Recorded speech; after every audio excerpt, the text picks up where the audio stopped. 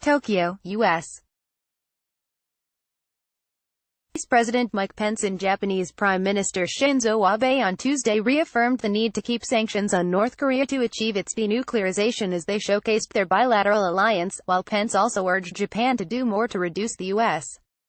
trade deficit. Pence and Abe also agreed to deepen cooperation in promoting energy, infrastructure and providing loans to nations in the region. Pence said the U.S. Japan alliance is a cornerstone of the region's peace and prosperity and said Japan is not only an ally but a friend, but that Japan needs to do more to reduce the bilateral trade imbalance. Japan is an indispensable trade partner for the United States, he said. The United States has had a trade imbalance with Japan for too long. More. North Korea running at least 13 secret operating bases for ballistic missile program, new study shows U.S. products and services often face barriers to compete fairly in Japanese market, Pence said.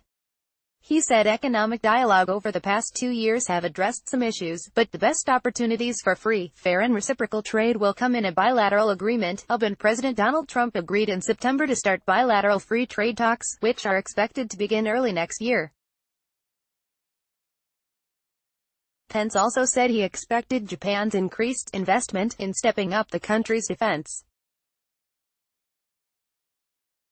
Japan's Deputy Chief Secretary Yasutoshi Nishimura told reporters later that Japan limited defense purchases to necessities and no details were discussed Tuesday. Japan has faced demands that it reduce its trade surplus with the U.S. and is also concerned about the impact of Trump's trade war with China. More. Vice President Mike Pence expected to take tough line on China as he heads to Asia. More. President Donald Trump and Vice President Mike Pence renew their political vows in advance of 2020 on Tuesday. Abe said Japan is willing to expand trade and investment to make it mutually beneficial for Japan and the U.S. in order to seek free and open economic development in the Indo-Pacific region under fair rules. Pence said in a recent opinion piece in The Washington Post that America will soon begin negotiations for a historic trade agreement with Japan. Trump's administration has made trade agreements with South Korea, Mexico and Canada. Pence wrote that the new trade deals will put American jobs and American workers first. Pence and Abe gave reassurances of their cooperation on North Korea's denuclearization. Pence said the U.S. will continue to put diplomatic and economic pressure on North Korea and urged all Indo-Pacific nations to maintain pressure and sanctions until the complete denuclearization of North Korea is achieved. Abe said Japan and the U.S. will continue to work together to get North Korea, which has hard-working people and rich resources, realize it has a bright future if it keeps its promise. North Korea has embraced diplomacy this year after its repeated missile and nuclear tests have escalated tension and fears of war, but Japanese and U.S. officials remain skeptical if the North will actually abandon its nuclear weapons, suspecting that Pyongyang may be trying to get sanctions eased.